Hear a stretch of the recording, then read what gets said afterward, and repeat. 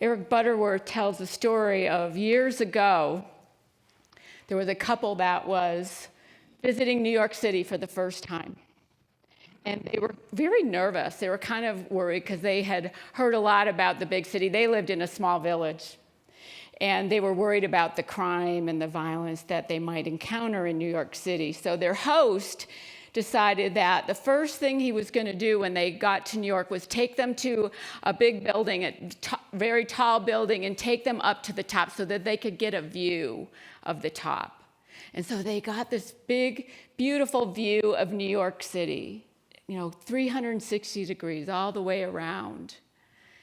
And then they went back down and saw the rest of the city in different neighborhoods and things. And the guy kept saying, the man kept saying, I can't stop thinking about that view. Because that view helped him see the big picture. It helped him see all the intricacies, all the neighborhoods, all the lights, all the buildings, how everything all fits together. And when he stayed focused on that big view, then the parts weren't so scary because he had a view from the top. We need a view from the top for ourselves so that life's not so scary. And when we have that view from the top, we can realize that we're always supported. We're always supported. Friday night, we had a dinner at our house. It was the second one from the fundraiser that we had auctioned off, Kevin and I. And it was 8 people came over to our house and all people from our community. And you could just feel the love and the support in our house. It's like, it just felt so supportive, so wonderful, so loving. And being in a community like this, you can get that support if you want it, if you engage with it. And just like a community can support us, so can principles. They can help us see if we're in alignment with what we say we believe. Are they in alignment with principles that we want to believe in? Unity has 5 basic principles, and I talk about them all the time. And it's always a good check for us. Do I really believe that there's only one power, one presence, and it's good, it's God, it's spirit? Do I believe that, or am I giving my power somewhere else or to someone else? Do I believe that I am part of all that is and have all the qualities that God has? Or am I seeing myself as less than? And if I notice my thoughts spiraling, how do you say that word? I can't get that out. Downward, because I'm in a state of disgust or despair, what's my experience going to be? And do I believe my thoughts really change my experience?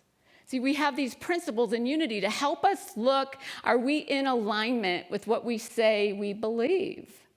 And when I'm not experiencing that, I can look at these principles and get myself back in tune with them. The same is true of grateful living. If we want to have a great, full life, there are 5 guiding principles that are mentioned in this book, Wake Up Grateful. Last week I introduced this as our theme for the year. Your songs are perfect for these 5 basic principles. It's like you read the book maybe or something. You knew, Rebecca.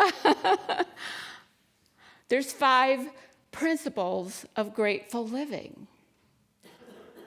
And Brother David Steindl-Rast, let's put the quote up, then I'll see how it's spelled. Steindl-Rast, Brother David Steindl-Rast. This is his teaching, and Christy Nelson, the author of the book, worked with him at the Grateful.org organization. And so he says this: speaking of grateful living is another way of speaking about full aliveness and waking up to the joy of life. And these principles help us realize, are we in that space or not? Is there something I need to have a little shift in the way I'm responding to life or reacting to life? Or am I believing this? So the first principle is life is a gift. And life is a gift. We didn't do anything to deserve it. We didn't have to do anything to earn it. It's just a gift. And Mary Morrissey talks about in Prosperity Plus, if you were at that first session on Wednesday, that we can't even breathe ourselves. That it's a gift that we're able to take a breath. That we wake up, as Rebecca talked or sung about waking up to life, waking up to breathe. And Christy talks about it in her book, that every morning she would wake up so grateful that she was alive because she had been diagnosed with stage 4 cancer. Life is a gift, but so often we look at what's missing. We look at the things we don't have. We compare ourselves to other people and what they have. And, oh, if only I had that, I'd be happy. And Brother David says it's not the things that make us grateful, it's gratefulness that makes us happy. And so if we see life as a gift, then we can appreciate every day. We can be grateful in every moment, because every moment brings its own gifts, whether we see it or not. And if we do see it, then there's going to be a lot more joy in our lives. If we can appreciate that life is a gift. One of her practices she recommends is putting a bow on everything. I think when you appreciate something, put a bow on it. It's a gift. It's a gift. I don't know if you were here, maybe it was a few years ago, I can't remember now. I showed a YouTube video of this guy that everything was wrapped. Everything in his life was wrapped, and a toothbrush. Oh my gosh, could we really be grateful for everything? It's a gift. The second guiding principle of grateful living is begins with an S. Earl, you want to come up? No, Earl said, I'll come up if you get stuck. Okay. I'll have it in a moment. I'm just temporarily forgetting. Everything is surprise. It's a surprise. Perfect. I couldn't have planned that any better. I didn't plan that. Everything is a surprise. And instead, we look at things as just the mundane, right? Expectations take us out of the surprise element. Expectations, if we're expecting everything, we're kind of controlling things. So we want to be surprised. We want to let surprise bring us this sense of wonder, this sense of awe, surprise. I had my little 3-month-old granddaughter Zoe over on Friday, and she hadn't been to our house since Christmas Day, and now she's 3 months, and she's much more aware of her surroundings. And I was holding her on my shoulder, and her little head she like everything, she was trying to take it all in, and then she was just fascinated with the ceiling fan. You know how babies are fascinated with something like that just spins? Like, what is that thing? Everything's a surprise to her. It's beautiful. Not taking it for granted. Probably got a little overstimulated too while she was at our house, but that's a whole nother thing. But let life surprise you and delight you. Just be delighted in everything you see. And if things are a surprise, won't we have more gratefulness? Isn't life going to be greater and fuller than if we're just expecting things? Expectations keep us asleep to life. Surprise wakes us up to life. It wakes us up. The third one is make the ordinary extraordinary. Make the ordinary extraordinary. Have you ever seen an ordinary flower? Or an ordinary sunrise? Or an ordinary sunset? Or an ordinary person? There's no such thing. Everything's extraordinary. Everything has its own unique beauty, its own unique wonder. Everything. Make it extraordinary. We look at things and we don't even notice them anymore. Look up. Look up and see the stars. Look up. This week I read that there were 6 planets all in alignment in the sky this week. And I think there's going to be 7 in March, maybe, that you can see them all at once. Isn't that extraordinary? Look down and see the snowflakes. Like every little snowflake is unique and different. Isn't that extraordinary? Like if we want to have a great, full life, we need to start looking at things as the beauty that they hold. Everything. Look straight ahead and see a person's face. There's no ordinary face. Everyone has their own expressions and their own beauty. Every face I'm seeing right now is extraordinary. Behold each other with this sense of just awe. And it will help you see life in a grateful way. Grateful. Wake up grateful. The fourth one is, I had an acronym and now I can't even remember the acronym. Oh, appreciation is generative.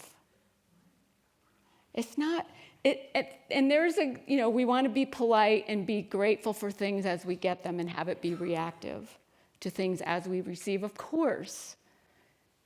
But being grateful brings its own rewards, brings its own set of things that happen because we're grateful.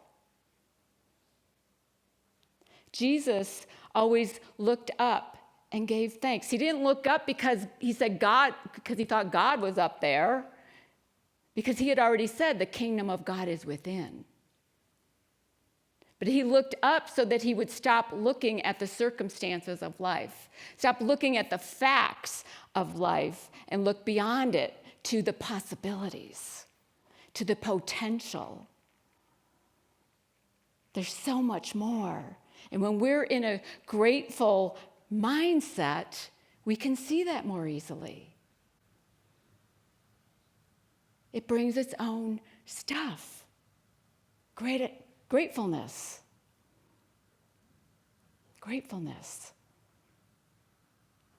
It thrives. It lets us thrive in our lives when we bring gratitude. And the last one is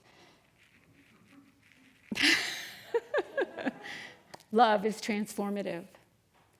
Love is transformative. If we bring love to everything, it can change our lives. It totally changes our lives. And gratefulness allows us to feel that love, to bring that love. So often we don't even see our own goodness, our own potential, our own greatness. We don't see how amazing we are. We just put ourselves down for things that, whatever. We just do it. We all do it. I do it. And there's so much good. There's so much good in every one of you. We were born innately good. We are that love. And the heart can hold joy and grief at the same time. Our hearts can hold a whole lot. And the more we allow ourselves to experience every emotion that comes up, the more grateful we can be, the more capacity we have to love ourselves. And then we can love everyone else from the overflow. And we don't feel depleted by loving others because we're loving from the overflow, because we have so much love inside us, so much love for ourselves. And it's a gift we give ourselves. When we allow ourselves to feel everything, fully human. Mary Magdalene talks about true human beings. The true human beings in her gospel is about experiencing it all, having it all, holding it all, being fully human, fully divine. And each of us are that, whether we're aware of it or not. We need to look up, get a view from the top, get a view from above. You know, we hung that sign up as you walk into the vestibule. How many of you look up? I've taken it for granted already. And it was my idea to put that up there. You need to look up. Remember who you are. You are the image of God. Have a great, full life. And don't forget it when you leave here. I mean, we ask you to come in here and release all that stuff before you come in the sanctuary. And let this place be a place where you are who you came here to be. And if you're watching online, you can do that at home too.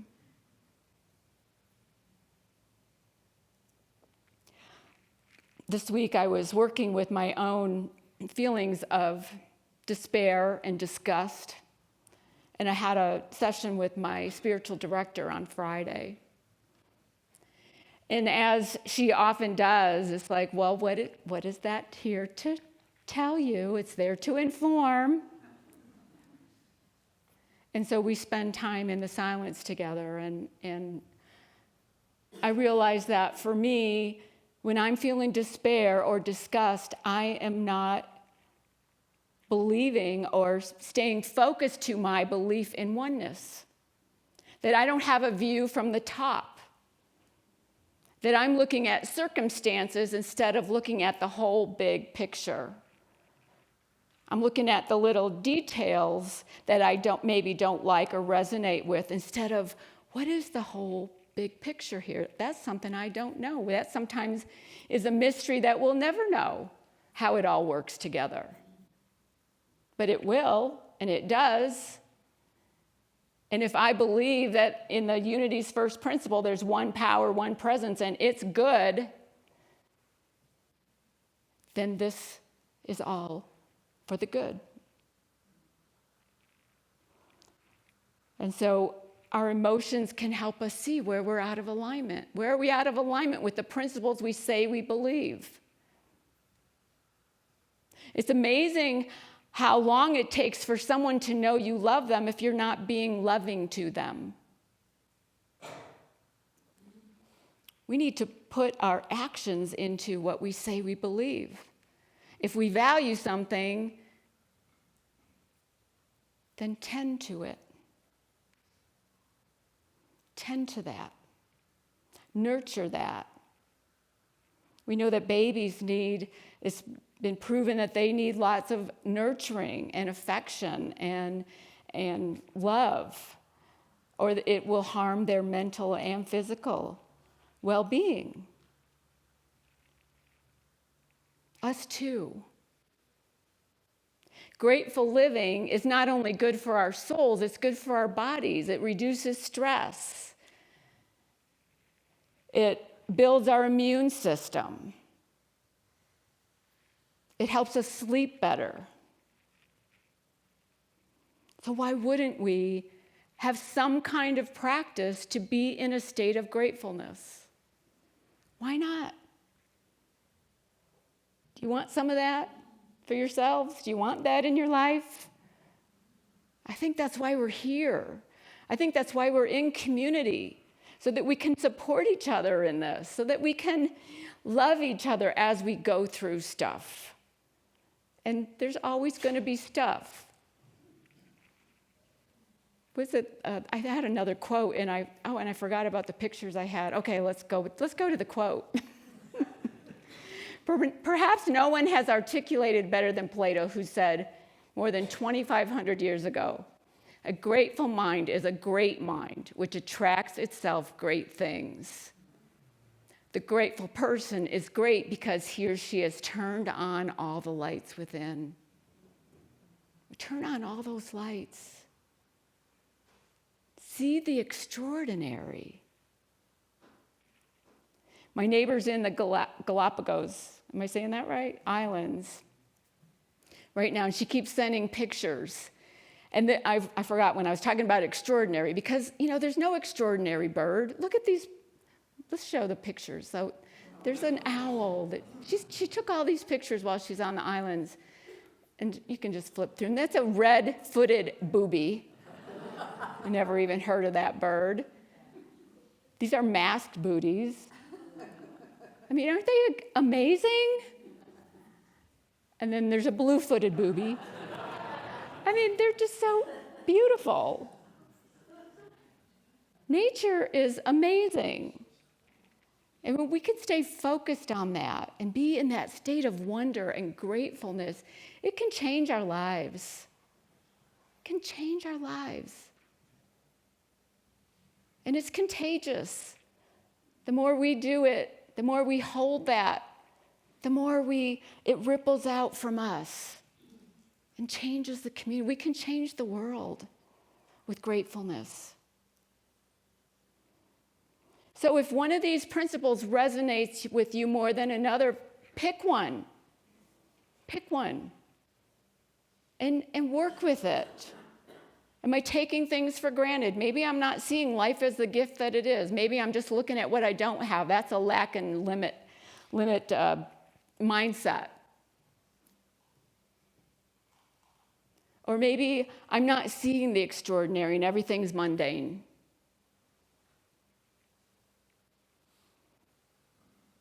Pick one and work with it this week. How can you be more grateful, more in a state of wonder and awe? And it'll bring more joy to your life. And seeing the view from the top, always look for the view from the top. Because the view from the top, you get to see how it all works together. And we're all here learning this and practicing it and experiencing it together in this beautiful community, supporting each other. So look for the view from the top and practice grateful living. Namaste.